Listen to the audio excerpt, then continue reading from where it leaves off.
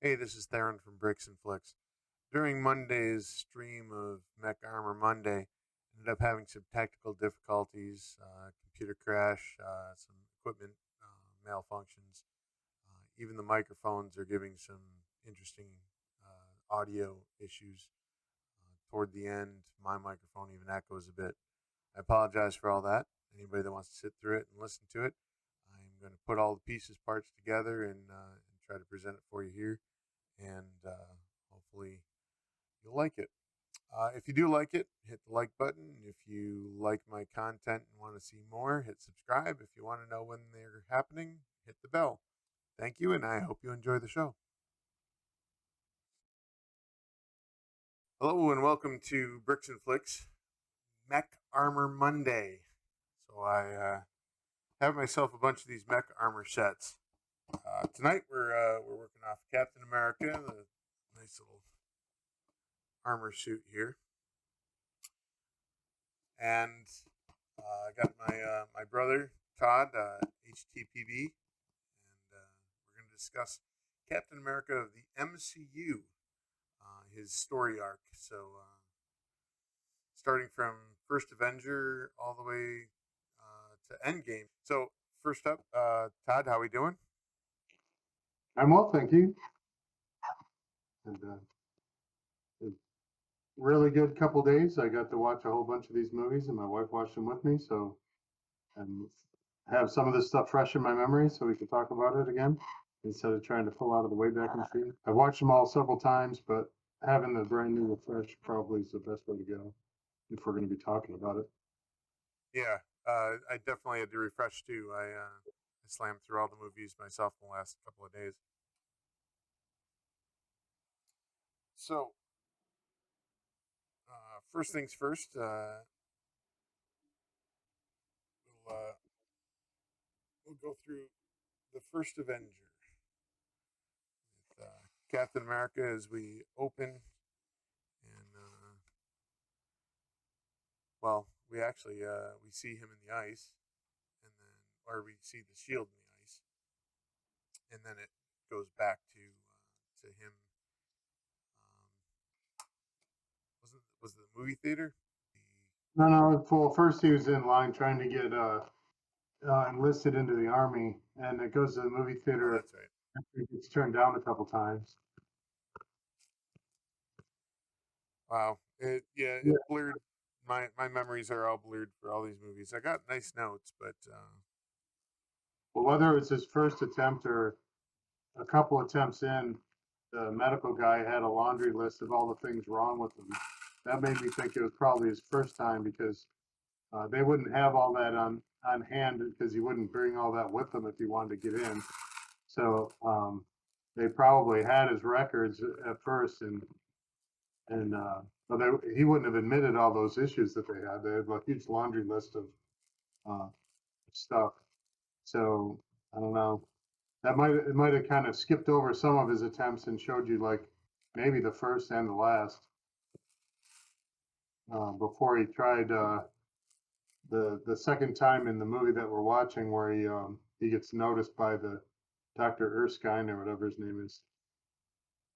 yeah, the um, something that you don't find out until after when I think it's Winter Soldier when he goes walking through the when he goes walking through the museum. He was 5'4" and 95 pounds when he was recruited, and ended up 6'2", 240 pounds. So that super serum definitely bulked him up I quite a wish bit. I wish I had Super Sim because my journey was like that. I think I was 5'4" and I might have weighed that, and I, definitely passed that and got shot up to 240. But it wasn't because I looked like Captain America in muscles. well, I'm pretty sure you were still 6'2" or 6'3", but 95 pounds might have been right by the time you got out of the academy. Holy No, cow, you I was 180. 180 is pretty skinny for that height, actually. and Yeah. well, actually, when you went into the Navy, the first when you were enlisting, you lost a lot of weight then too, but then after going boost, you lost a lot of weight during the academy. Yeah. Some of that was from hazing. They never let you eat when it's your turn to eat when you're a plebe the first year they're there. So it's a denial of food weight loss program. Just to give you a hard time, or Yeah, so there's the people that are in charge of you when you're a plebe, they're flamers, they're called. They're the uh, second class midshipmen. They're juniors basically, and it's their job to flame on the new guys. And we had a particularly good set of nasty ones that every time that you'd go to eat, they'd ask you a question right while you're going to eat, and you had to stop eating and answer the questions and stuff. And you could go an entire meal without even putting one single mouthful in your mouth. And then you have to leave because you got class or something, and you got to get halfway across the campus. So uh, lost a lot of weight. that sounds like a lot of fun. All right, so we got Captain America with red gloves in this particular one. I've got some with the maroon gloves, some with brown gloves. This particular one has bright red gloves. Gotta make sure. Apparently, Lego's got to make sure you have unique characters almost all the time. You got to buy the set that's got the red gloves, otherwise you wouldn't have the Captain America with the red glove. Makes Right. sense to Well, me. they don't have red. They don't have red boots though, so I'm not sure what's going on there. All right. Shields are kind of cool though. Little tiny shield. The big one, I assume, belongs to the mech. Yeah, the big one belongs to the mech. Mm. So this. Well, I thought they Trying. did a pretty good job of the recruiting medical stuff you had to go through, because I remember sitting on those benches and getting weighed and poked and prodded and blood drawn, and it's quite accurate. That's the way it is, and you're just sitting there waiting and you don't know what the answers are and what you're going to do next, and maybe you strike up a conversation with the person next to you, or maybe you just sit there looking like you're a sheep in line for shearing or something, and you don't know what's happening. But it brought back some memories when I was watching that. So the well, I imagine that at the time it wasn't quite. Well, no, actually, you probably still would have been quite analog for you. Papers and flipping papers and writing lots of uh, Yeah. lots of stuff up. Well, yeah, I went to boot camp in '86 in San Diego, and I didn't have to do all that stuff before I joined up. They pretty much take you, and then you do all that stuff after you join up and find out whether you make it. I mean, they don't do a whole lot of the testing and medical stuff before you join, as I recall, but they certainly do a lot of it once you get there. So he gets turned down for having asthma alone is what I believe the doctor said. Your asthma alone would keep you from getting in. So he's pretty downtrodden. He goes to the movie theater. Yeah, that it's not a harsh thing to go to that. It's he even start when they ask him questions like why he wants to join and all that, and I guess they go into it even more when the doctor Erskine starts talking to him. But you can start to see that he's driven to do it, and he's convinced that there's something about joining that's driving him, and it's mostly that why should other people go and sacrifice and not me? So you start Yeah, to get that little. he said that at the fair. Yeah. So the first thing I notice is just he's his um, he's got a moral compass that drives all of his actions. He's forthright. He's earnest, and he has courage. He doesn't shy from a fight, which when he stood up against the bully in the movie theater, trying to get the bully to shut up, the one that wanted to watch the cartoon. Well, it's pretty amazing that he was that driven as a character, because you can't imagine that even though he said I can do this all day every time he gets his butt handed to him, it doesn't seem like he probably won too many of those encounters. He was just used to getting beat down and at least not giving in. Even if he got a beat down, at least he didn't give in. Yeah, he even said to Peggy later, as they're driving um, in the car to get the serum, says, "I got beat up in that alley, I got beat up in that alley, and that alley." It's just like Yeah. it's, it seems like it's quite a common thing for him, but Well, he that and he always it came seems like, back. sorry, it seems like they used the other characters to flesh out how he was feeling about that, though, because twice they they had Agent Carter make a comment or asking questions about that, and he ends up answering back, well, um, basically that he wasn't going to back down. It's actually funny something from that conversation in the car. She might have picked up that idea, which gave um, her ammunition to tell her niece later on, the CIA agent, um, the stuff that she learned as her moral compass was developed further from her exposure to Captain America in the early time frame before he crashed the plane. And so he may have been getting the results of his own philosophy back to him when she said the stuff she said at the funeral, for Agent Carter's funeral later on. That might have been stuff that she picked up as Agent Carter picked up in order to learn pass life lessons on to her niece from what she saw in Cap, because he from that conversation in the car where he said he got beat up, um, over here, over there, and over there. They had a conversation back and forth, and I don't remember the exact quote, but he's basically like, "Well, you just got to stand up, and eventually they're gonna stop pushing or something like that." But that seems to be it came full circle back when he heard those words from Agent Carter through his niece at the funeral. It wasn't the exact quote, but the idea was there. Like, I mean, she was pretty bold and did a lot of stuff against the rules, um, like stealing the plane with Stark to get him up in the air to do his first mission when he actually decided to go on his first mission. But I think that she was inspired by Steve Rogers a while ago. Yeah, that's probably true. I hadn't thought about that.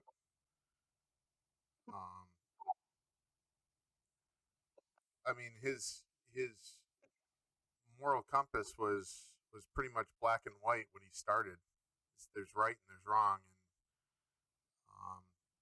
and um, Well, so he definitely felt about bullies, and that he didn't waste any time comparing um, Hitler to being a bully, and him knowing automatically that that was how he felt about it was interesting. That when he compared the Loki later on to the same kind of bully, when he said the last time I met someone who was trying to stand over people like you are, we didn't really get along, or we had a disagreement.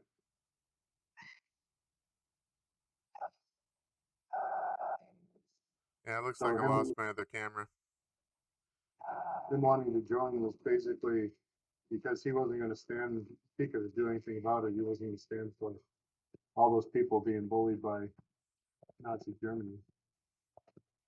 Although it's pretty harsh for being a bully, they were mostly murdering everybody.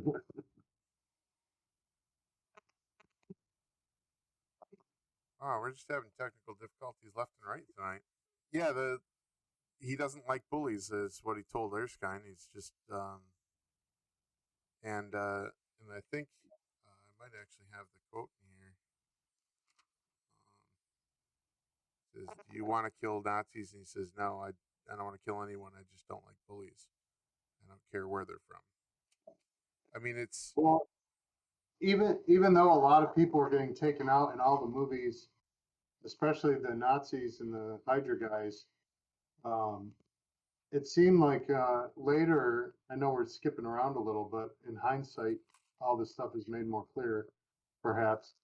When they do the assault on the boat right before Hydra reveals itself, and the head main hitter for the Hydra guys, who ends up getting his face burned off later on, I don't remember his name. He he started shooting people to kill him after Steve Rogers had been just knocking people over the side and knocking them down. Oh, He Rumlow. wasn't, huh? Rumlow. Yeah, Rumlow. The moment Rumlow comes on, people die every time he squeeze the trigger. Starting with him saving Cap a little bit because he shot him while he was parachuting in, and then later everyone he's taken out, they were just kill shots. Whereas Steve was knocking everybody down, slamming them into walls and throwing them overboard, but he wasn't sitting there executing them. Yeah. I'd noticed that too when they got to the what was it, the Lumerian star or whatever. Yeah, whatever the boat was that they had set up to try and catch the Hydra guys. Jen says beep beep. Beep beep Jen. So he's given the chance by Erskine. That's all I can give you is a chance. So the next thing we see is Rogers in line, lined up with the other soldiers, and when Colonel Phillips looks over at him, has to look down to see him. It was just looking across, Yeah, looks down. you could instantly see that Tommy Lee Jones' character there was not happy with the professor, and he didn't have any doubt in his mind that that runt was in line because the professor put him in the line. I'm not sure that that the colonel, he was a colonel, right? He said, Yes. I'm not quite sure whether he knew that the idea was that the serum would amplify good into great and bad into worse, the way that the doctor understood it. And maybe he knew about it and didn't care because in the big scheme of things, he just wanted a soldier that could kick ass and take and names. and just Or take maybe orders. or he might not have understood it, and maybe the doctor, knowing that they were playing with God powers, trying to create from something, maybe he knew more about it than the colonel did, and that the character meant more to him, even though he couldn't explain to the colonel to where the colonel would have even heard him, or maybe he knew and didn't care. It doesn't say, but the It almost doctor seemed like he didn't give a understood it. crap. It almost seemed like the colonel, in general, just he wanted a soldier, didn't care. He wanted actually not a soldier. He wanted an army of soldiers. Well, I think the colonel was more cynical um, because of his years of experience, perhaps. Because if you look at like We Were Soldiers with Mel Gibson, um, it's kind of like he wasn't incompetent as a colonel. He had the special science research team, whatever they were called, the SSR guys. He was making things happen. He wasn't a slouch, you know. So maybe he was just more cynical about it all because of how much of the war he'd already seen. That's possible. I mean, it's entirely plausible considering later he does warm um, to Steve Rogers. Of course, it takes Steve Rogers actually bringing back 400 soldiers, but I could see that. It wasn't like he wasn't surrounding himself with people that weren't exactly marching in line. I mean, Stark was a wild card all the time, and it seems like Agent Carter wasn't there because she was just a typical soldier, you know. So it's not like he didn't see the value in people when they had special gifts. He's probably primed to be receptive to Steve Rogers wowing him, even though he was so cynical he didn't want to see it until he saw it. Well, Jen, He's, sorry, go ahead. I was just going to say he's probably just bitter that during the attack, their hope for having any other super soldier army was dashed, and all they had was him. And one special case is a trinket. What they really wanted was an army, so he's probably quite mad about that because he probably had to pitch that program to all the top brass in the government, and then it turned out to be a failed experiment because you only got one. Yeah, he did kind of mention that, and then Steve ends up becoming the dancing monkey.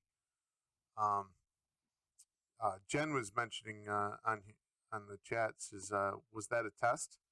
So I kind of liked the fact that even when he was being examined by Erskine, um, he had asked, "Is this a test?" And then later, basically everything's a test. And Yeah, yeah. You watched The Rookie with Fillion and from Castle and from Firefly. He's a police rookie and he's like in his 30s.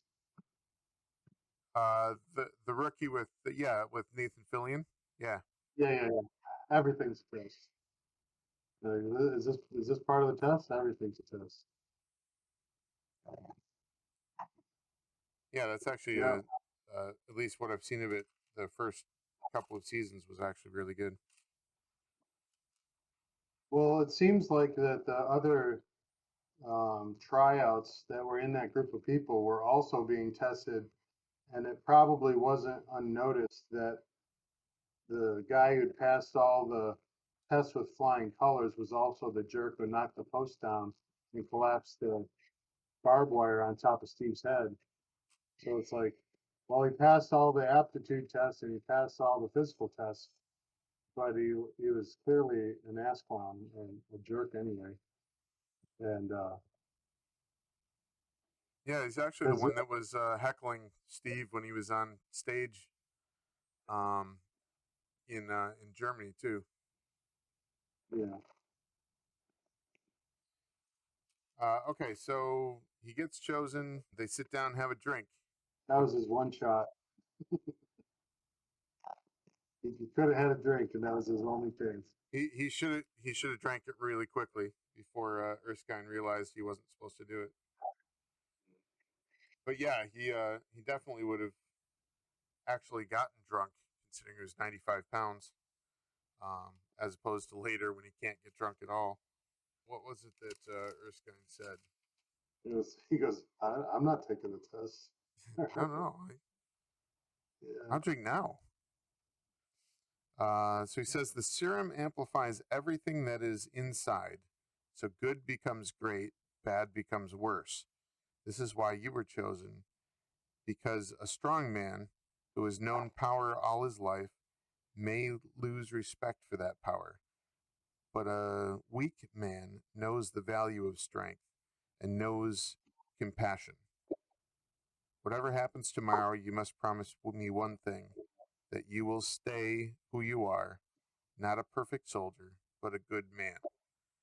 And that's really where yeah, the whole story, the whole thing comes down to is despite everything that ends up happening to him through the whole of the movies, he remains a good man.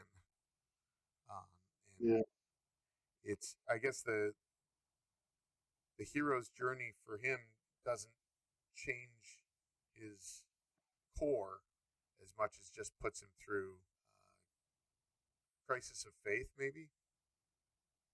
And there was something that is quite interesting about the dynamic between Steve Rogers and Tony Stark through all of it. But we'll get not through just First Tony Avenger, Stark. and then when we get to Avengers, I'll Yeah, bring not that up. just Tony Stark, but the Thor also. You said with Thor also. Yes, Tony Stark and Thor were both arrogant, had everything, didn't know what it was like to lose anything, as far as there. Tony Stark was always going to be a genius philanthropist who could figure stuff out, and he was rich. And Thor had the throne pretty much guaranteed it was going to be his, no matter what. He was destined to get it, and he had basically unlimited power because he was mostly undefeated in everything he ever did. So he was a spoiled little brat. And here comes Steve Rogers, the exact opposite of the maturity level, or at least the perspective. So he started with the right perspective, where the other ones had to be molded into people with leadership and the values necessary to work as a team. Yeah, I hadn't thought about the fact that Thor was, uh, like you said, it was they were already strong. So it goes right in with what Erskine was telling him, that a strong man who has never known weakness would lose respect for the power. So that actually Well, brings that up quite nicely. I have to think that the first half of Erskine's speech was for the audience because that was a wisdom that you can't get by listening to someone tell you. It's kind of like total quality leadership, total quality management. You read a book on leadership doesn't make you a good leader because you read a book on leadership. And him telling Steve Rogers the wisdom of his whole life simmered down into a golden nugget of wisdom. There's no way he would have got that. The only part he got was stay true to yourself and be a good person. He heard that, but the rest of it was kind of like a not just a foreshadow for us, but that was the wisdom of why he chose Steve Rogers, not a lesson that Steve was learning because he was saying it. Because that kind of a lesson, it would take Steve's whole life for him to agree with being able to make a statement like that. Yeah. All right. Sorry, I gotta continue with this, and then I'll be able to talk better. Yeah, I had a very weird night. Between the stream not working correctly, the equipment not working correctly, and we keep getting that strange sound from your mic, which is weird.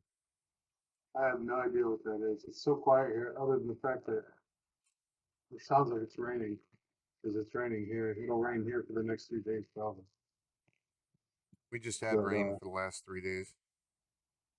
yeah, that's the stuff that's moving across to get to us, I guess.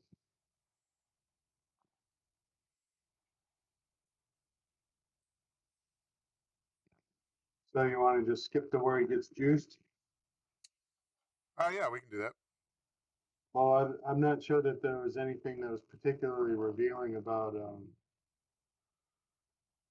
the juicing scene, other than the fact that Hey, I Cameron. have no idea. Huh? I just said hey to Cameron. No.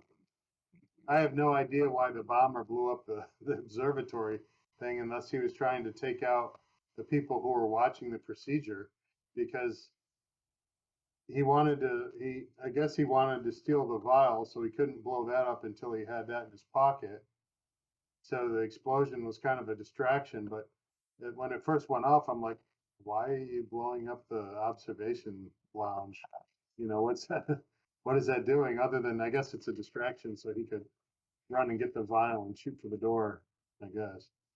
Yeah, because if he'd blown up the actual procedure room, then he wouldn't have been able to get the vial because there would have blown up. Right. Um, I love Haley Atwell's reaction um, to seeing Chris Evans shirtless. That was apparently her first scene where she saw him shirtless, and That she, was the huh? that was completely ad lib. She Yes, wasn't doing she was actually doing that because she didn't know any better. She just was drawn to it. I have to touch it, you know, and they thought it was good enough to keep it and use it. That a lot of the scenes apparently in these movies were ad libbed and not in the script, but they were the actors doing their job as professional actors to keep it going, and they keep a lot of that stuff in. That's the good stuff because you can't write that stuff into a script. It's just it'll look um, coerced or phony. You know, when the real stuff happens, you got to keep it in there. A good director knows not to throw that piece of tape out. Use it. Yes, it was like in Civil War when Paul Rudd does the basically does the exact same thing, but instead of touching his pecs, he grabs hold of his arms, and then and then the handshake he won't let go at different times, and it's like it's just Yeah, uh, it was just the ad lib of it all. It's like Paul Rudd just wanted to touch him because I mean Chris Evans is pretty freaking big, and it's you've seen Letterkenny, right? yes. Kind of like, tell me something about myself. I wish you weren't so fucking awkward, bud. You know, that's all right. Dude, I just wish you weren't so awkward. You know, you're very awkward. There were a lot of awkward lines in that movie, though, not just that one. I mean, when Iron Man or War Machine, he says something about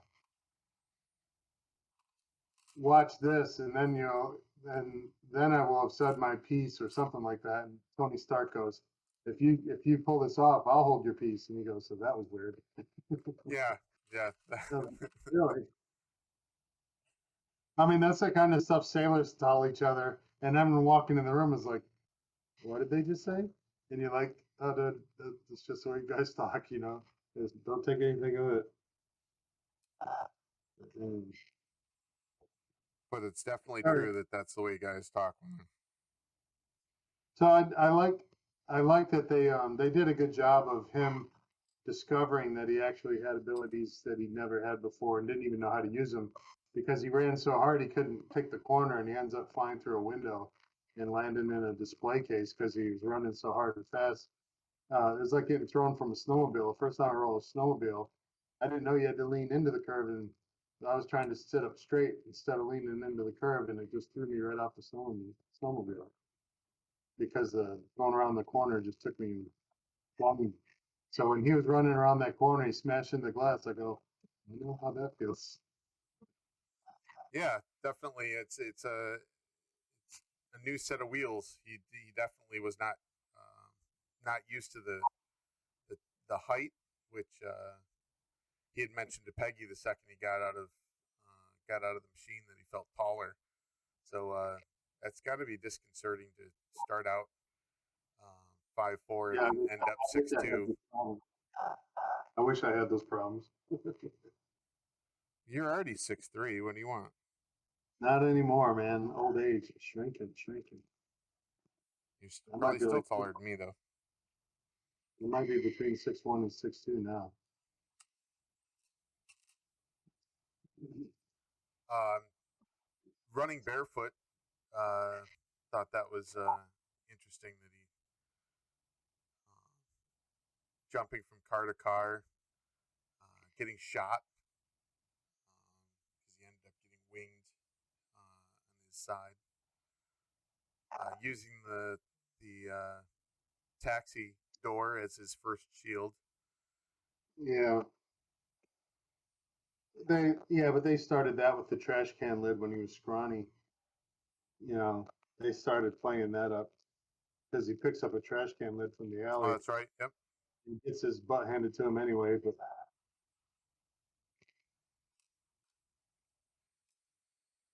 yeah, So he kicks crap out of the Hydra agent, and the serum busts open. So at least they didn't get the serum, but then he gets turned into a dancing monkey. So yeah, those are hard scenes to get through. it's it's a bit in the let's get this over with side, but I thought that it gave him the opportunity to do something that that he probably wouldn't have gotten otherwise, though.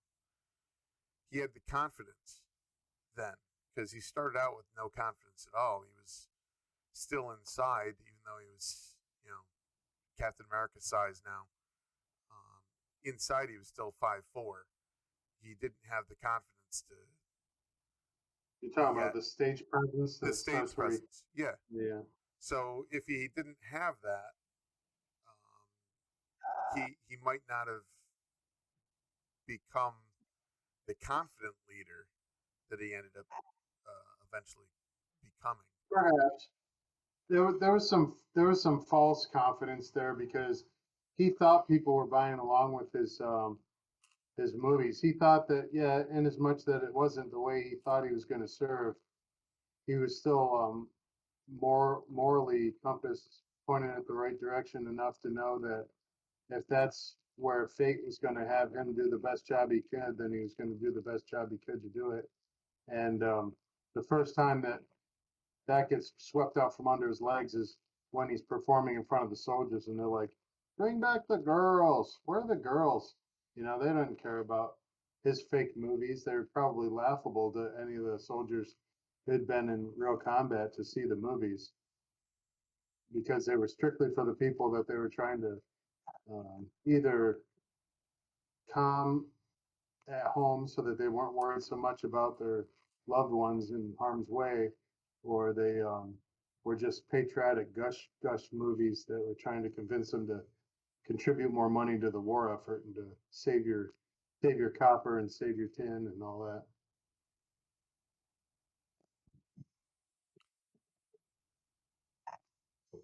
It's it is interesting to see him fail at that because he's such an earnest guy. He's even with them throwing tomatoes at him, he's still like, all right, let me see what I can do to bring the girls back out. It's like he's he knows he's being ridiculed, but he's still like, all right, let me see if I can get you guys happy again. Well, it added to his frustration to the point where he couldn't just accept that he was doing his part anymore. He had to do more and try and talk the colonel into letting him do something before he got the more rugs swept out from under him by the colonel to put him back in his place of that he's just a ridiculous sideshow clown, and that the bitterness that the colonel had that his program wasn't a whole army full of him because he couldn't wrap his brain around how he could do the mission with just one guy. So he was letting out all his frustration too to Cap.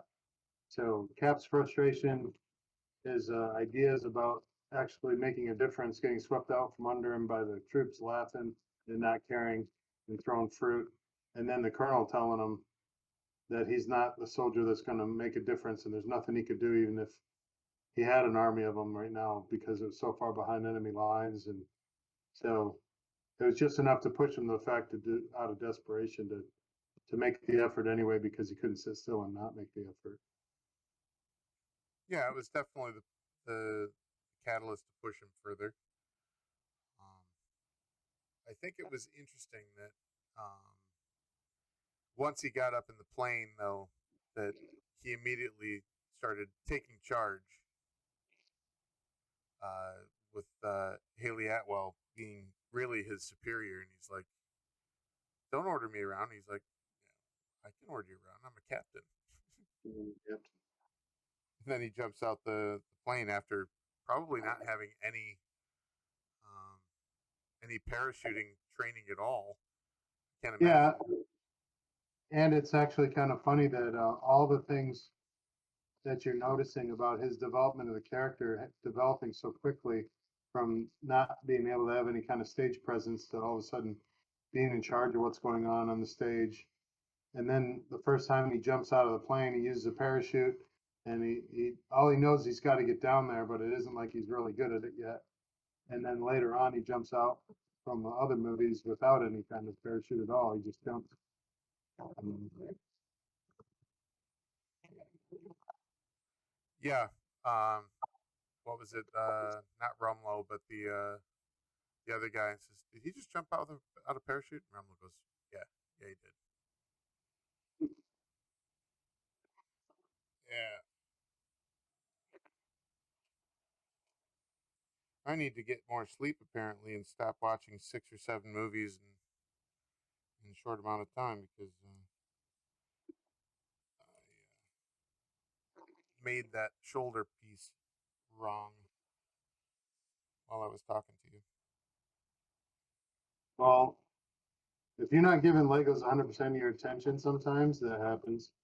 You know, if you're multitasking and doing Legos, then you're not really, you can't be expected not to put a couple pieces in the wrong place. So I've built big stuff that won't go together and you can't figure out why and realize that you made a mistake like 10 steps ago, and that's why. And then you got to go back and pull it all apart. Yeah. But then the next time you build it, you don't even need the directions hardly. All right. Now we got the right direction. Now the shoulder piece will actually fit on correctly.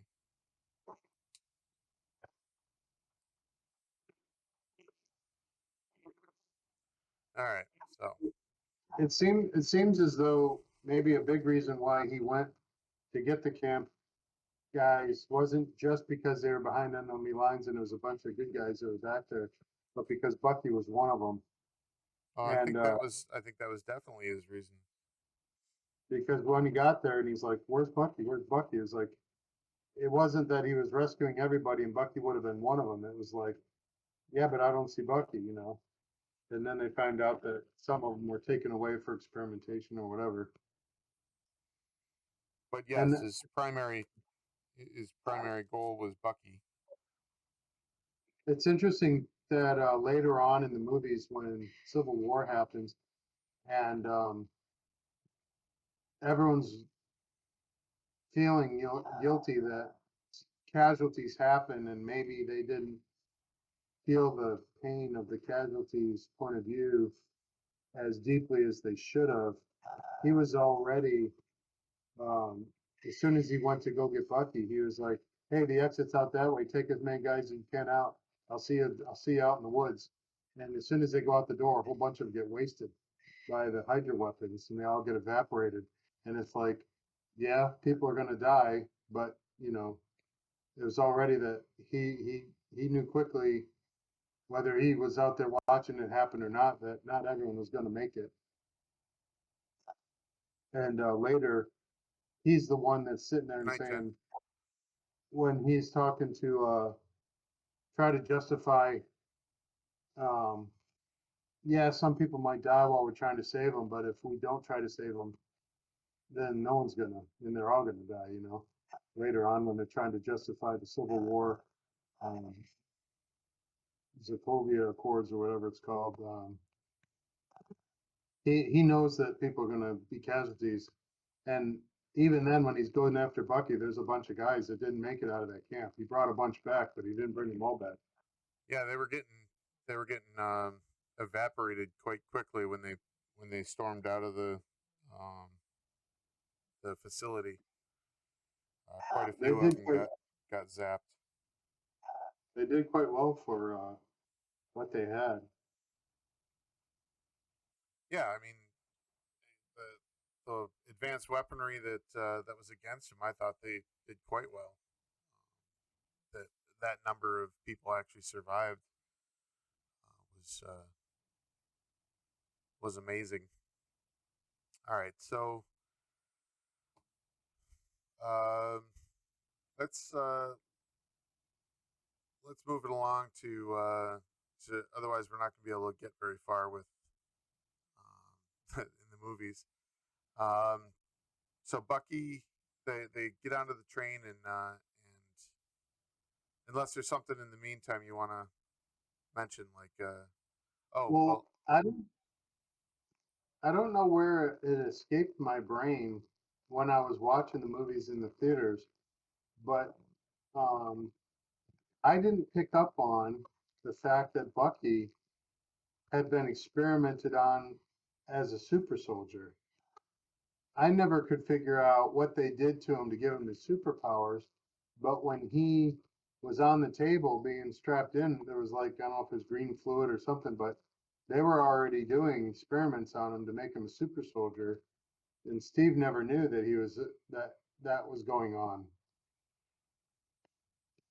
I So I just want to know, why would they, were they just experimenting because on a U.S. soldier, because he's expendable in case they died? I mean, or did they always have a plan to um, brainwash them and turn them into assassins? it does seem that there were a lot of parallel efforts going on at once with the experimentation because the head doctor for the weapons was there, and the head psycho Red Skull guy was there. So that's where all the latest and greatest experimentation was going to be happening because that's where the two top guys doing it were. And maybe that they knew that there were going to be some casualties in the experimentation phase because Red Skull was the first casualty of the experimentation phase, trying to make a super soldier in the first place. And it wasn't like they were trying to turn him; they were just trying to prove that they could enhance him, I guess. Because they never did turn him until later when they rescued him from the bottom of the ravine and turned him into a programmed uh, assassin. You know. It's two, and I need four. Um, yeah, they. So it probably was just the fact that they were cannon fodder for whatever experiments they wanted to do. Then who cares Didn't if they die? didn't the guys in the cell say that they go there and they don't come back when they get experimented on? I think they said when he got there before he realized Bucky wasn't there, he goes, "Oh, they took him off to here, and when they take him, they don't come back." So maybe Bucky was the one who didn't die, and a whole bunch of other ones did with the experimentation. Yeah, I guess I wasn't even listening to that line. Yeah, I guess that's true. But it was I mean, this one was crystal clarity. Watching it all the way through, I was like, "Yep, that's where they were turning. That's where they turned him into a super soldier. No one knew." So it was like they kind of gave away what was going to happen, but nobody had any point of reference to understand they were being told what was going to happen. So they didn't know. So when he fell, I was like, well, maybe I don't know, maybe they brought him back somehow. I never really quite got it.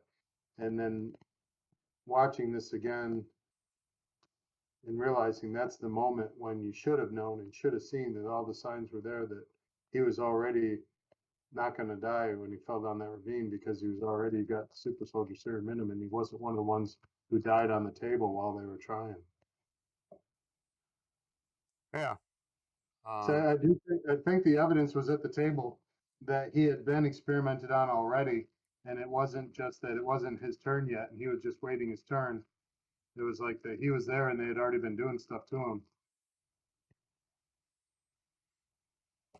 right. him. So I needed four of these things, which unfortunately, Todd, you can't even see what's going on. Let me. I can on my phone. I'm watching you on my phone while you're Oh, are you? building it. Okay. All right. Um. Cameron's put a observation up. They were going to experiment on all the American soldiers until they got it right before using it on their own soldiers. Yeah, it Yep. makes sense. Yeah. Definitely makes sense. Well, in hindsight, knowing that all the German soldiers were roided out in real life, um, that could explain some of these super soldier looking Hydra guys that were pretty beefcake guys already without being super soldiers. They were all pretty hefty already.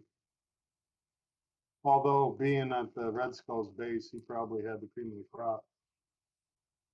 Oh, I'd imagine he had definitely a choice of who he So was going to take. in the idea of keeping this moving forward through all those strings, why don't we start picking apart some different instances where Steve was willing to sacrifice himself for the greater good, because later in the movies, the good of the many outweighs the good of the one turns into the good of the one outweighs the good of the many when they're trying to when defend he's Vision. yeah when he's well there there's a lot of reversal happening through there. So yeah, so if we're talking about Cap's willingness to sacrifice himself, pretty much in the entirety of the First Avenger, his outlook um, or his drive allows for him to go at it full bore without worrying about the consequences, almost as though he's willing to sacrifice himself at all times.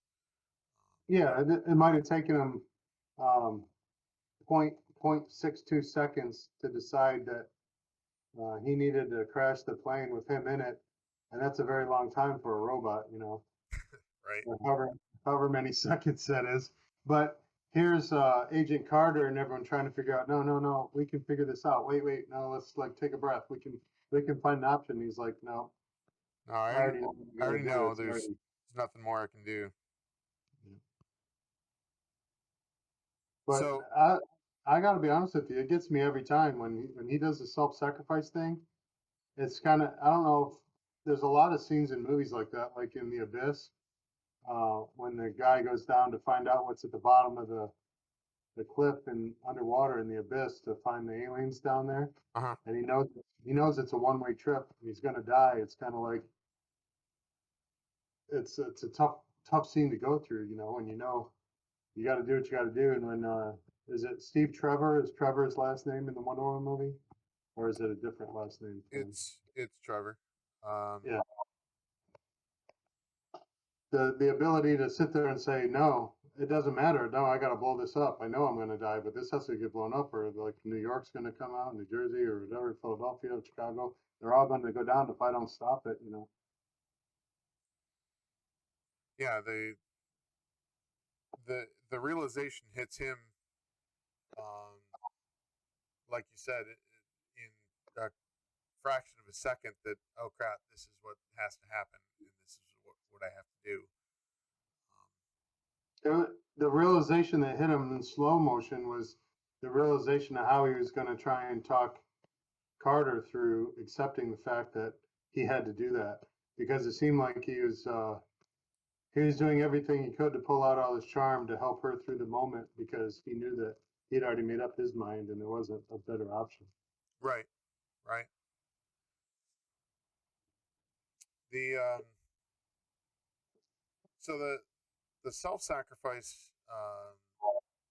is definitely the black and white morality that he has in the first movie. Um, it's either good or bad in his moral compass. Um, he's uh, quite confident in that moral compass. He doesn't have any. He's not jaded yet. He doesn't have the experiences yet that he has later. So he still believes in the government. He still believes in the establishment. Um, he still believes that everything that they were doing was for the good of mankind, He was still taking orders and doing his duty. and he was still doing his duty. Yep. In fact, he's still doing his duty in the Avengers. So okay, so he goes into the water, um, comes back out, and now he's working for Shield and Nick Fury. And again, like like we just said, he's taking orders. And Well, it's interesting that, when it was a little, I don't know what you call it. It was a little scripted, but when Nick Fury tells the Avengers, generally when he's talking about Thor and Iron Man, that they just needed to push.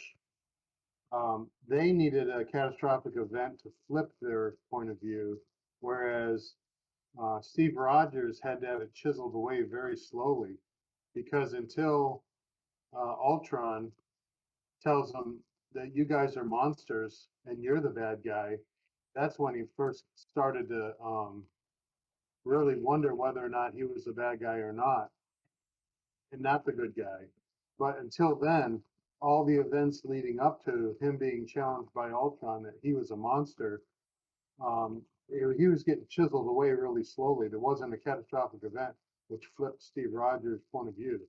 They were just slowly chiseling away at what black and white turning into gray, and um, and whether or not the guys he's fighting for are actually worth fighting for, and whether they're good guys or they're not good guys. And you might be doing your duty and being the good soldier, but the people you're working for aren't good people, you know.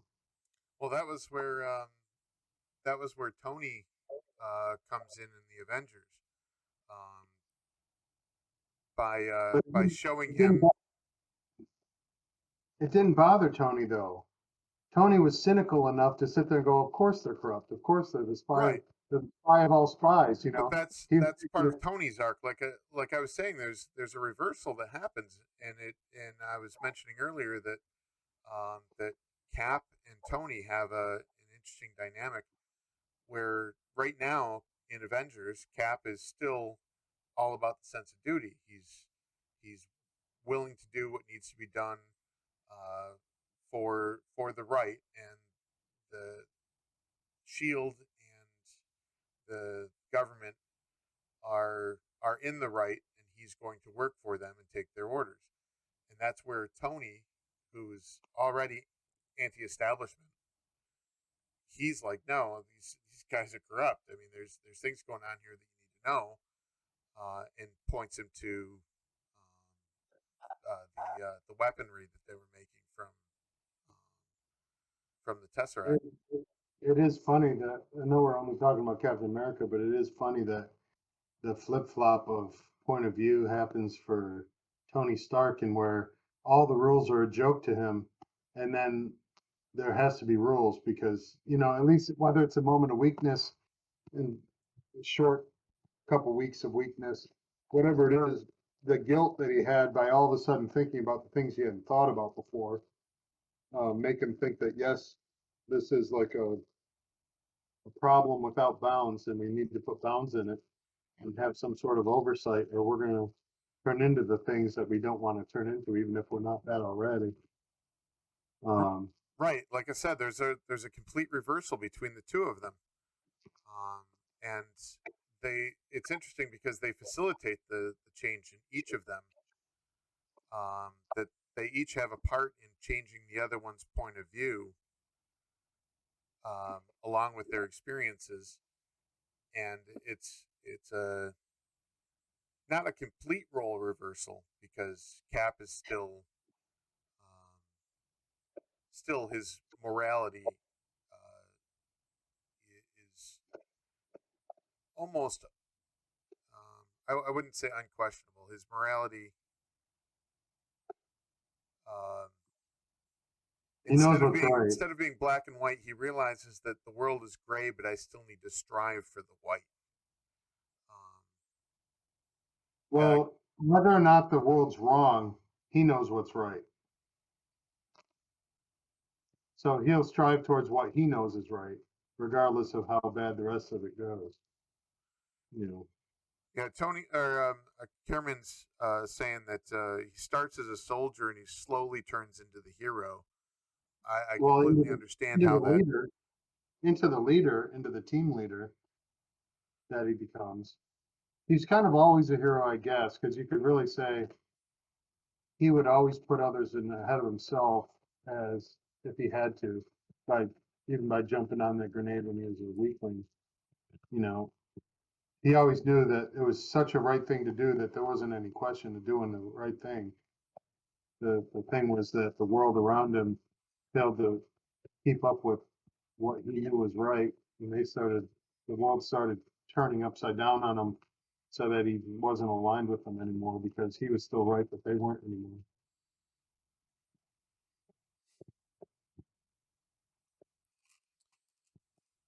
So the catalyst that gets them together, Coulson dying,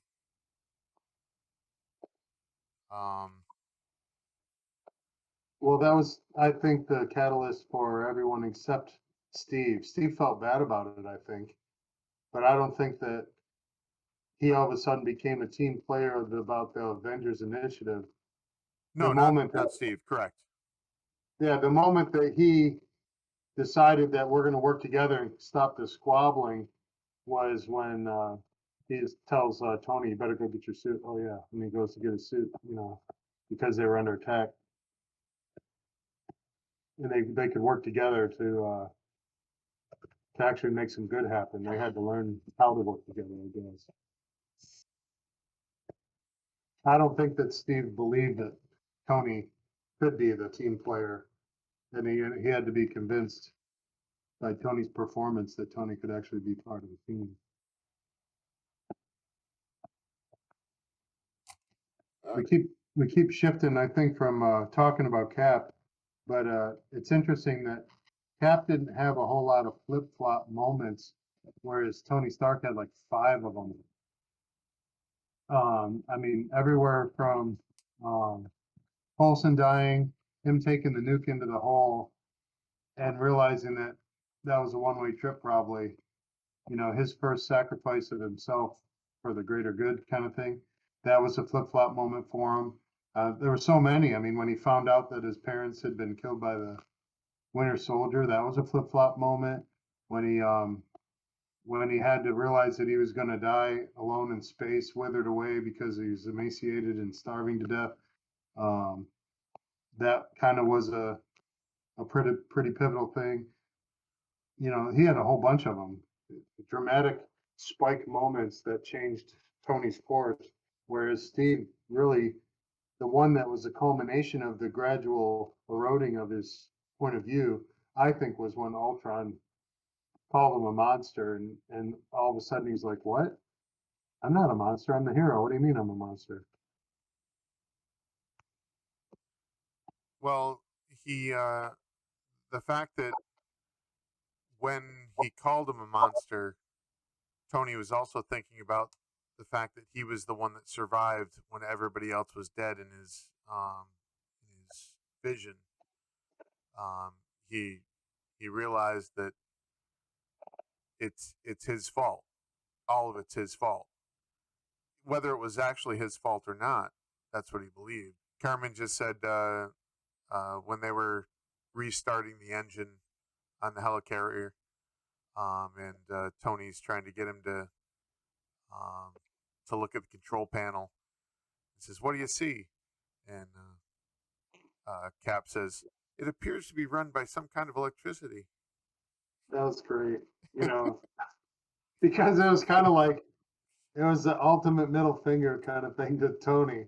Like, what did you expect me to do? Like, let me pull these isolinear chips out and rearrange them like data, and we'll get this thing running. That was funny. That was a good part. Okay, so I like that once they do all get together.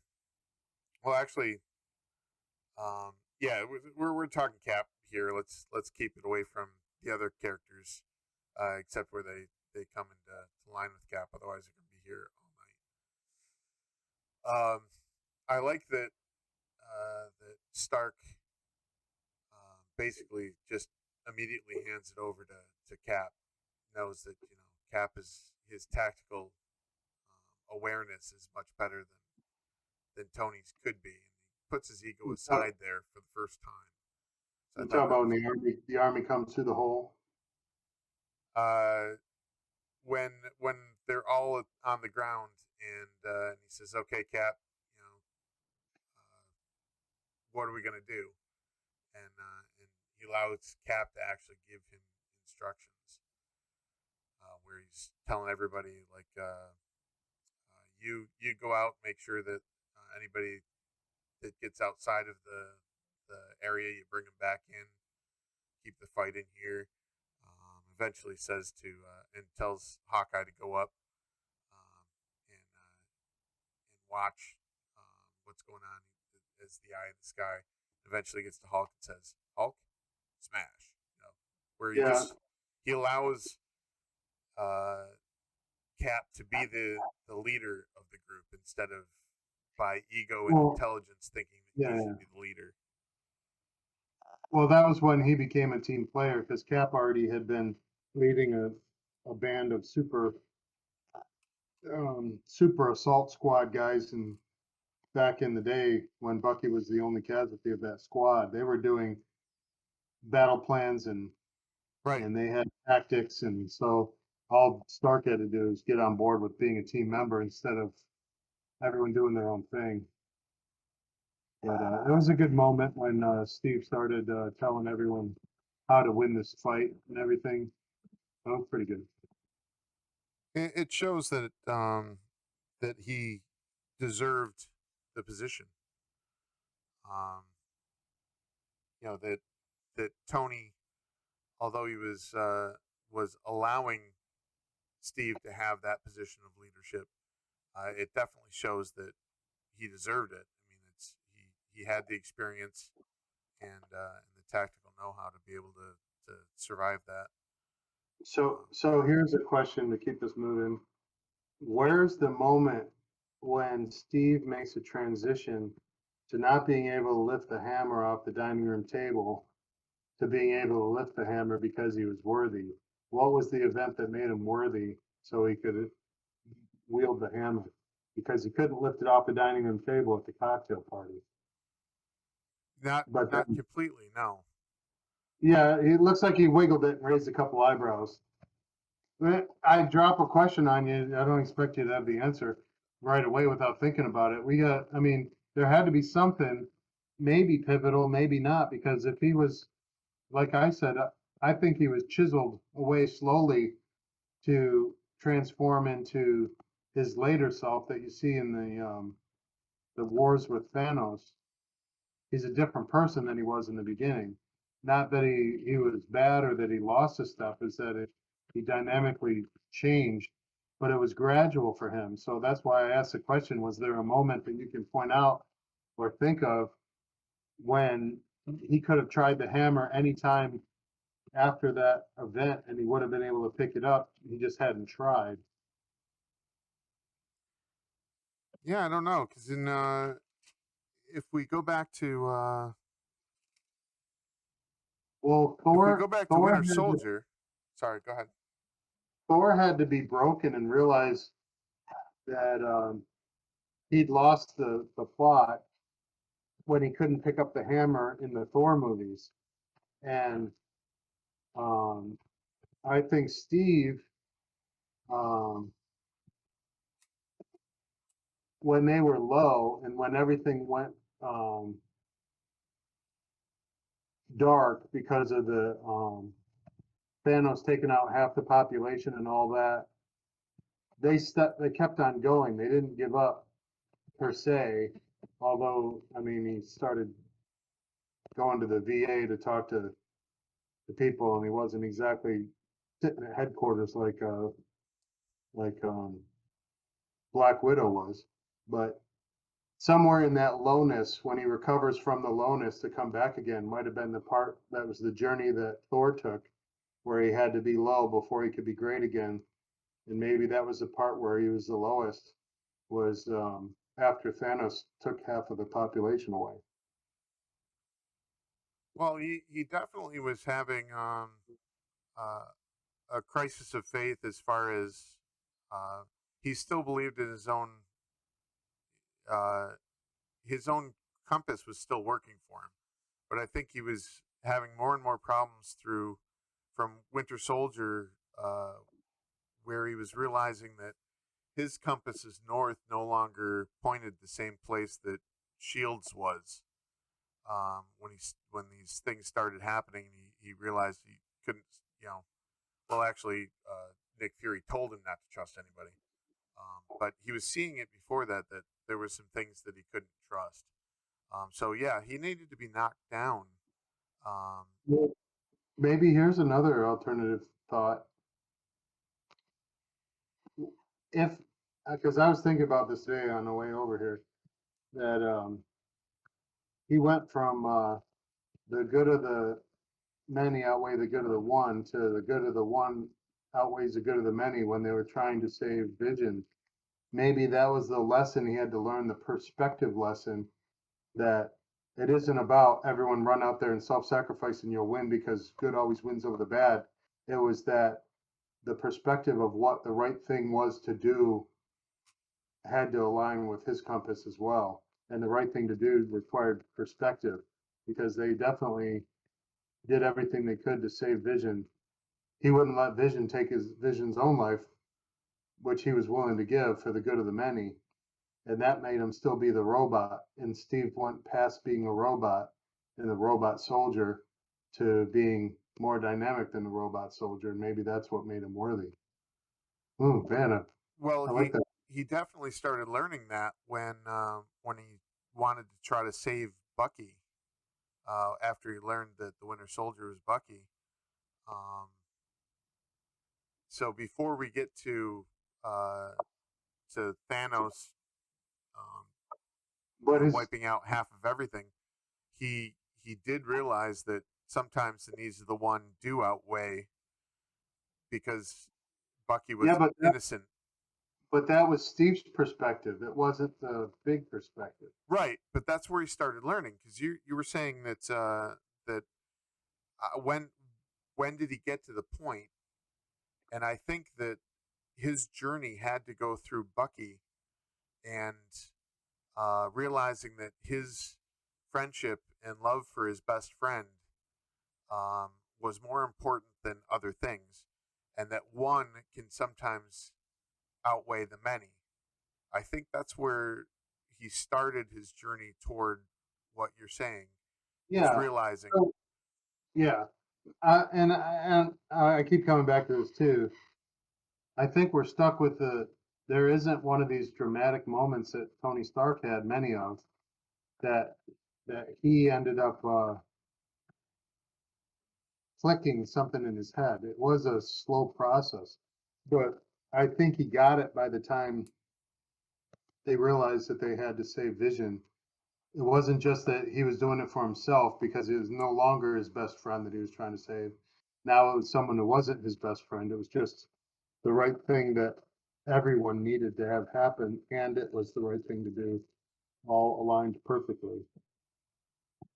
Maybe, maybe it wasn't a moment. Maybe it was a threshold that was finally reached. Maybe it wasn't like a square wave. It was kind of a gradual build to being at the place where he gets it and he was already there. And maybe he'd been doing it along the slope for his own reasons because Bucky was his buddy, but now he was doing it beyond that. And he can, so I don't know. It's interesting. I wonder whether or not the writers had a progression kind of thing for the different characters on how they progress or whether they just pulled it out of their butts and did a good job. But there definitely is a critical path for each one of their characters from where they started out to where they finished and what was going on, which made them be the right people at the right place and time to either die or to triumph. And whether or not they did that in the writing process or not, it seems like you could analyze it in that kind of a way and say you could definitely mark the epics of those journeys in doing it for Steve like we're doing tonight. I bet we're over analyzing it or seeing it after the fact, but if they had planned it all along, like J.K. Rowling's sheet that had the whole gouge on how she was going to do it all on one piece of paper, maybe they did. I'll give them credit if they did because it turned out pretty well. Yeah, I don't know if they did or not. Cameron was saying it's the hopelessness of the battle. He believes that, and that was something that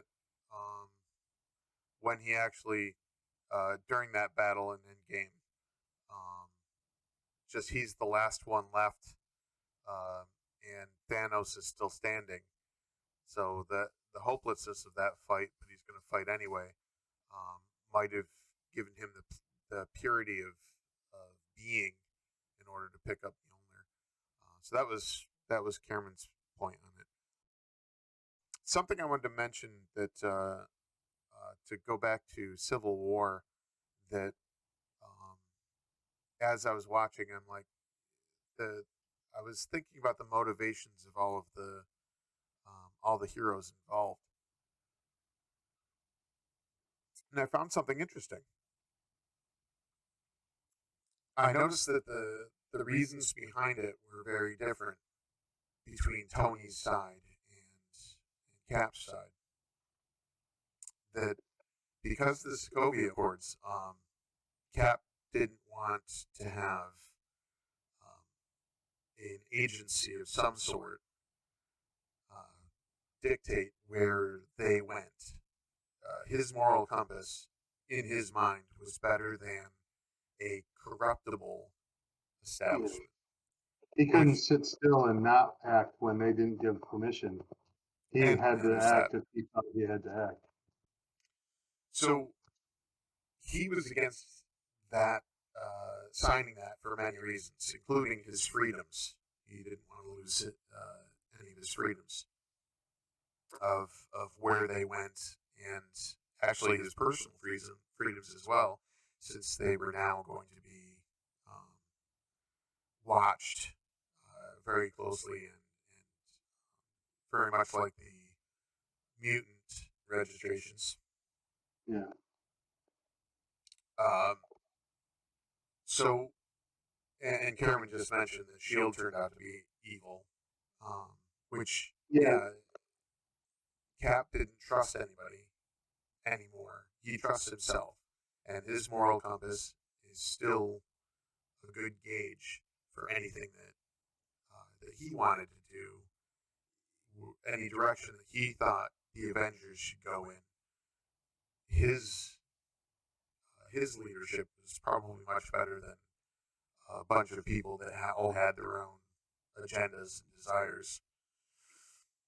So Well, when it it comes to the seems. Civil War, sorry, I was saying it seems like the Avengers building and all that was still being funded by somebody, like probably the same funding that was funding Shield. So even though Shield had gotten to the point where it was no longer viable to survive the war either, and that both had to go down, they still had the Avengers still still getting funded by somewhere. You know, I it think was Stark was doing it. I think was it it? was a privatized army. I think Stark was running it. I think that they went where certain um, agencies asked them to look into things, but as an overall um, governing force of the Avengers, I believe Stark was the one that was running it or funding it, and it was he gave the leadership to Cap as to where they wanted to go, where they needed to go. But the point I wanted to bring up, Cameron says they were funded by Elon. I mean Tony. Um, so the reasons for anybody on Cap's side being much different than the reasons on anybody on Tony's side. Everybody on Cap's side were only doing it because they believed in Cap. There was nothing else that was driving them in those moments. They trusted Cap, and that's why they were following him. That's why they knew that this had to happen. Whatever Cap and Bucky were going to go do, that they had to travel to, they just trusted that Captain America was right in whatever that they were doing.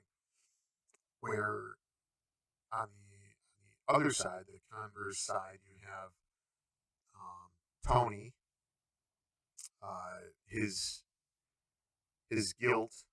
Um, what else? Let's see if I have Well, I it. think he Where, kind of got swept away in it too. I think he realized that the decision that he made initially had to be made, but then I think he regretted that and that it was swept into it and couldn't really stop it.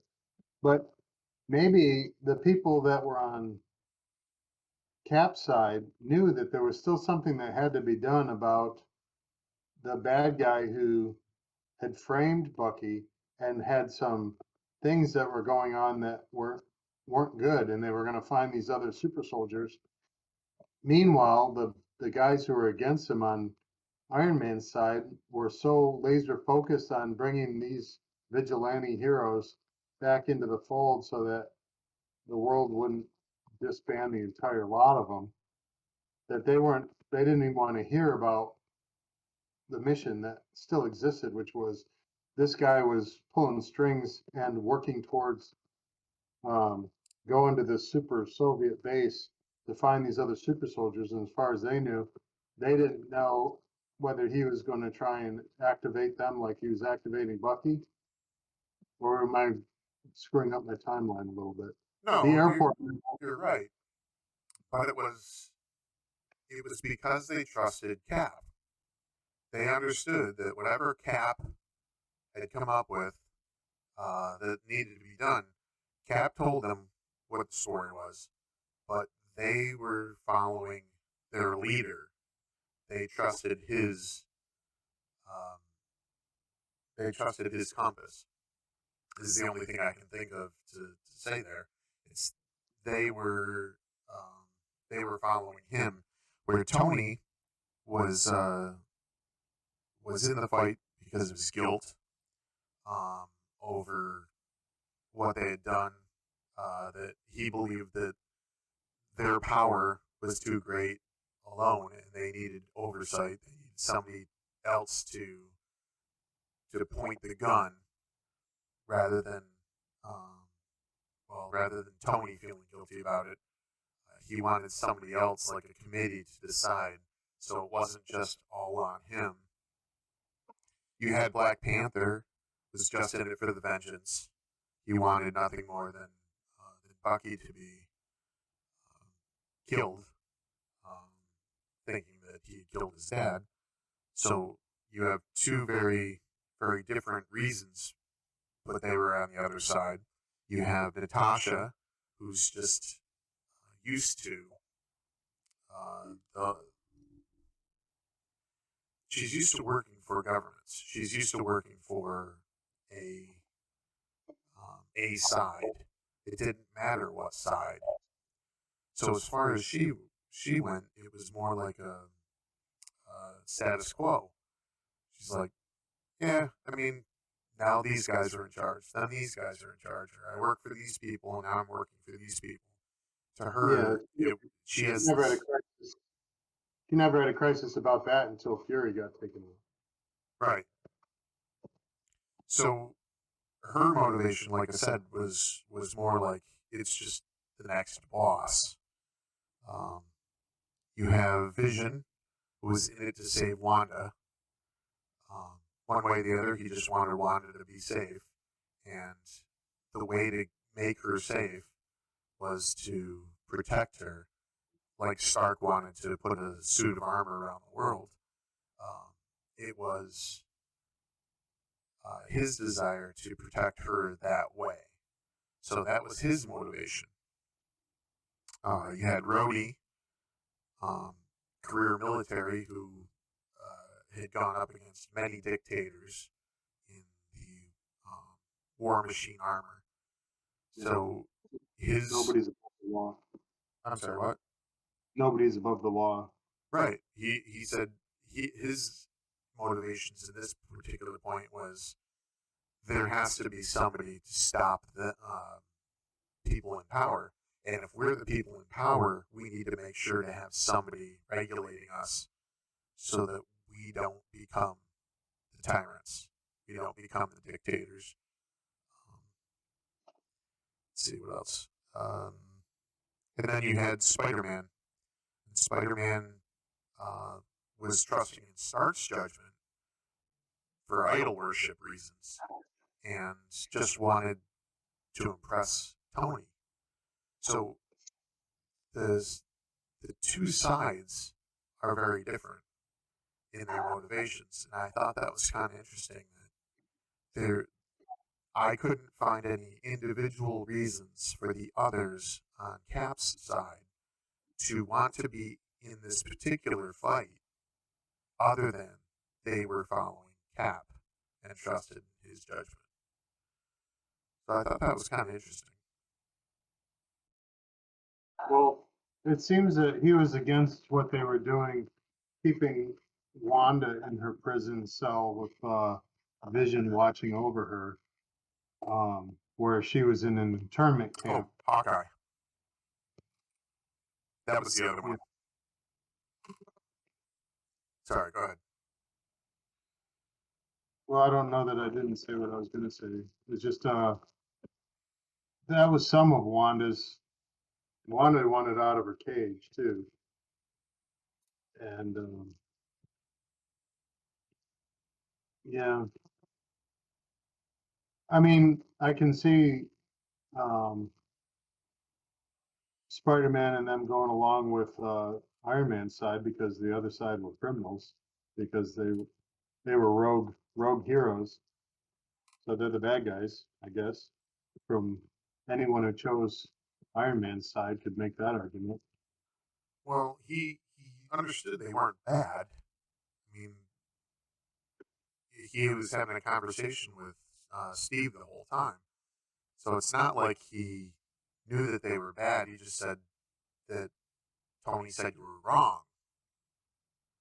So he trusted in Tony's judgment, saying that Cap was in the wrong, and not that he's a bad person, but he just needed to be stopped so that he didn't harm himself or anybody else in the pursuit of whatever Cap was up to.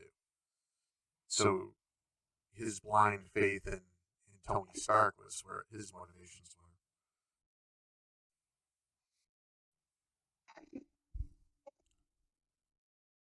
So I don't know if it's completely outside of this string of conversation, but it's interesting that Wanda was gracious enough to take responsibility for the people who got taken out from the explosion when she was trying to save um,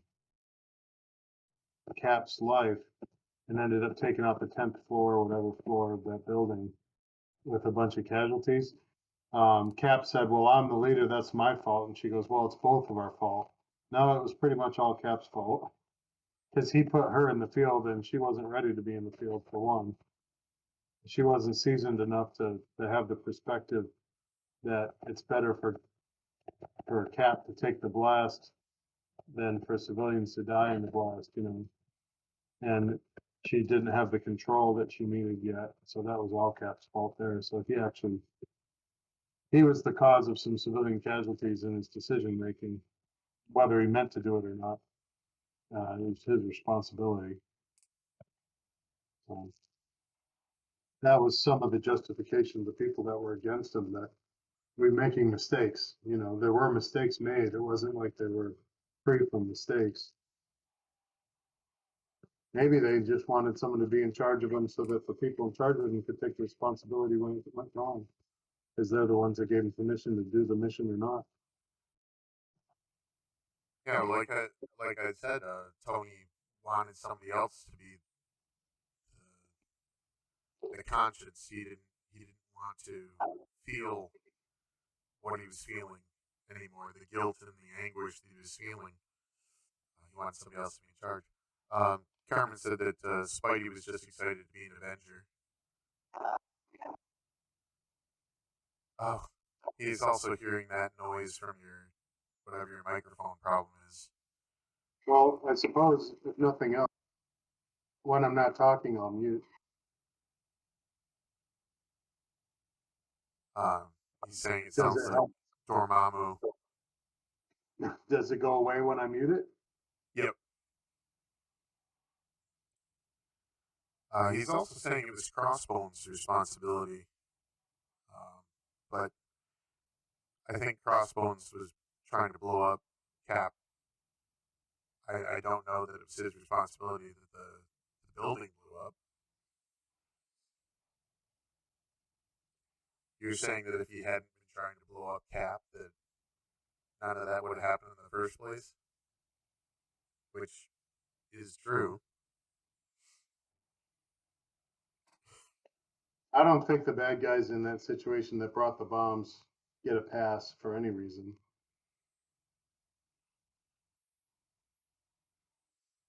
Well, should they ever get a pass? I don't think so. It's always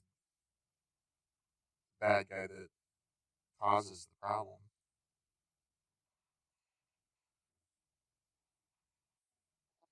All right, So so before we get to the end of this, what are the key aspects of Cap that we haven't talked about? I mean, we talked about his perspective changing. We talked about him growing in his leadership and becoming worthy enough to wield Mjolnir. Um, is there any other things we're missing? um, I don't think so because when uh, when you're talking about the arc, it definitely comes to a head when he's able to pick up Mjolnir. So I think that what we've talked about so far is brought us to that point where you had said that it sometimes the one does outweigh the many for protection purposes, but he's still willing to lay down his life and fight until he can't stand anymore. Well, emotionally, Vision was still a baby. He wasn't like Data, who could turn off his emotion chip because things weren't going well. You know, it was he was distracted. He was still trying to sort out lots of things, but he was also not as evolved in his thinking about that as Cap was in the beginning, when all he could think about was that he was going to try and save Bucky. Vision was willing to lay down, well, Cap was always willing to give his own life for others, and that was regardless of the perspective of the big picture. And that's kind of where Vision was when he was first created. He still didn't have nuanced understanding of humanity or anything yet. Maybe it was the right decision the whole time for him to sacrifice himself and let Wanda take him out, and that would have destroyed the Infinity Stone, and perhaps it would have. You know, maybe that was the right call anyway. But um, I mean, that's why Vision had that idea. But Cap had gotten to the point where he saw the bigger picture beyond that individual choice. So he'd become more nuanced, and Vision wasn't there yet. So it was kind of a role reversal. Well, not a role reversal, but a transference of the role of the dutiful soldier doing the self-sacrifice, left um, the narrow view way that Cap started out thinking that way. That was still the narrow view way that Vision saw clearly that all they had to do is take him out, and the greater good would have been served, as far as he was concerned.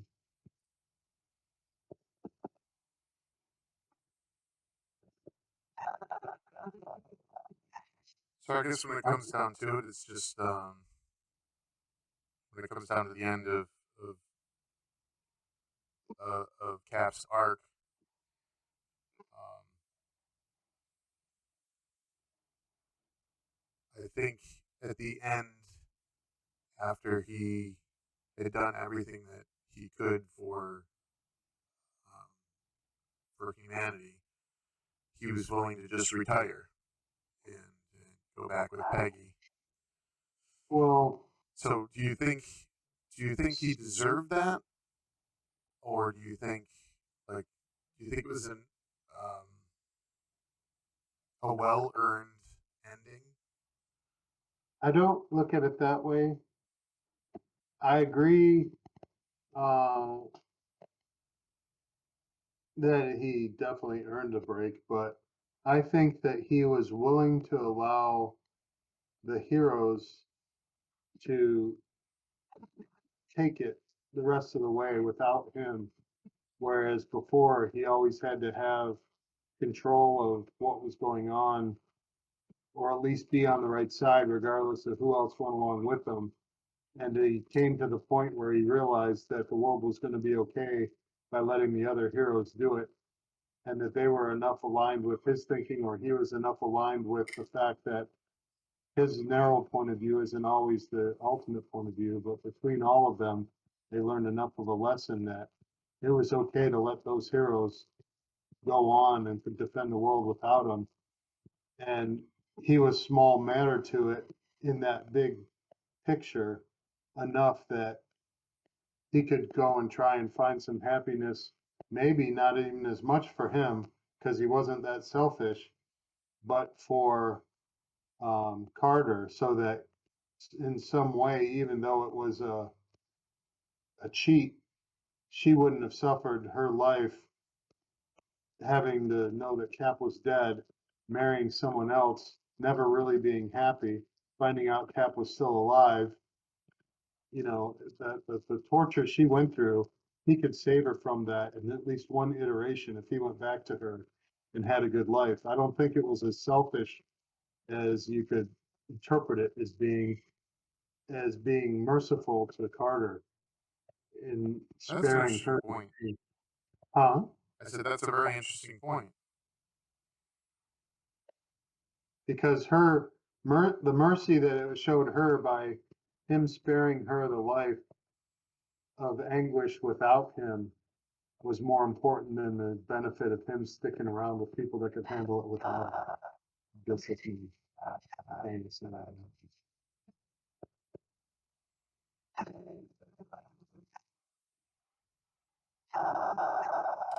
Wow, you got some really weird noises coming from Sorry. your stuff. Well, the thing that maybe uh, Nick Fury convinced them of that they needed a response team to fight the battles that no one else could was good enough to meet that need without Cap. And he was sufficiently convinced that that idea was going to carry on, even if he wasn't part of it well enough that he was okay to let it go. Again, another good point. All right, so this is done. I mean, I could have been done with a long time ago, but kind of cool. Fingers, there's a shield that can go on the back or the front. Does Cap get integrated into it somehow? Yep. So Cap's actually up inside it. Which is really crappy camera here. Let me change that.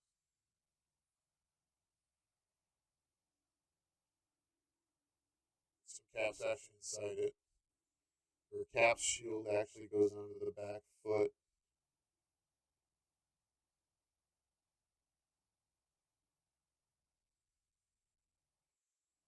The fingers, you have a opposable thumb.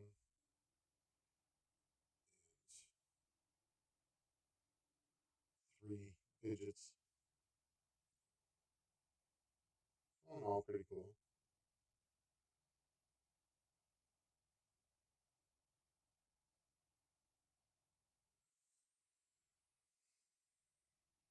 So, what your point was, Todd, with where he understood that he could let the others take over and he didn't have to be there anymore. Um, Cameron just mentioned that the Falcon almost screwed that up by giving up the shield. So I don't know if you watched Falcon and the Winter Soldier. You muted. You didn't get to hear my whine. I'm like, yeah, he did. You know, the my I had a couple parts about that was disappointing to me. Not that he wasn't the perfect choice, but the way the writers handled that. Um, it was interesting. I mean, so there's actually, I don't know if I had this thought. and it's gone now. How I said it, maybe I can discover it while I talk through it. But when there's a thing about it's not about being a perfect soldier. Um, maybe it goes back to Erskine professor or something he said. But the perfect soldier was the soldier they chose to be Cap from the government's point of view. But the one who was the one that should have had it because he was a good man was going to go to um, Falcon because the soldier who got it probably was the one who should have had it from anyone else's point of view militarily. He was the perfect soldier, but Cap knew Falcon better than anybody else and knew that he was the one that was the best one to do it. I just think that the writers the writers handled that kind of with square blots and not with French curves as Oh, far as they did a terrible job of Falcon Winter Soldier. As far as the MCU goes, it should have stopped at Endgame at the latest, at the furthest. I don't think they should have done anything else. I think as far as the stories goes, they've yeah. turned to crap since then. One would think that you'd learn lessons from the Star Wars world that if you try to force a story into a universe after the universal story's over, that you're going to suffer. And the way to go is take the wealth of possibilities of standalone stories and just make a good standalone story, and people will buy it because the universe and everything that you bring into it for your preconceived notions and your rules about how things run in the Marvel multiverse, whatever universe, if you bring all that in, you can make a great story out of lots of different things. You don't have to try and tie in things or spin things off as if it here's what happened to this guy after this happened. That just let it go, man. Just take a story and make a standalone adventure. Everyone accepts the fact that these heroes are already established. You already know their origin story. You don't have to redo another origin. Just make a great movie where that guy's the hero. Who cares if it's not part of the timeline? The timeline ended. That arc ended. The Marvel Cinematic Universe is over. Let it die. Take the characters and make a great movie with characters that everyone understands. It doesn't have to fit into that arc. You know, I don't Well, know. there's a lot of things that have gone into how the MCU is fallen as badly as Star Wars, and it all has to do with Disney. But Yeah. Well, I mean, you take the story about Falcon becoming Cap and you dilute it with a bunch of other things that distract you from that story and put it in the same series, and you're like, I'm not sure that I saw the, the, the direction you were going, and you didn't bring me along with it because you had all these other things going on. When you look at Hawkeye's series, why is it about someone other than Hawkeye? Why can't you make a story about Hawkeye? Well, because he's a guy and he's white. That's why. If there's not a woman in it or there's not a minority in it, then therefore we don't want to just have a spin-off of all these white superheroes. So that's why Disney's got it all kind of messed up. But if you're going to make a movie about something, let it be about that person. Pick one. I don't care who you pick. Make another Black Panther movie off that thread somewhere. I don't care, but don't try and tie it into stuff. Just make it. You know. yeah, they Have you heard any more about who's going to take up the mantle of the Black Panther? Is it going to be I haven't heard anything. his sister? Probably.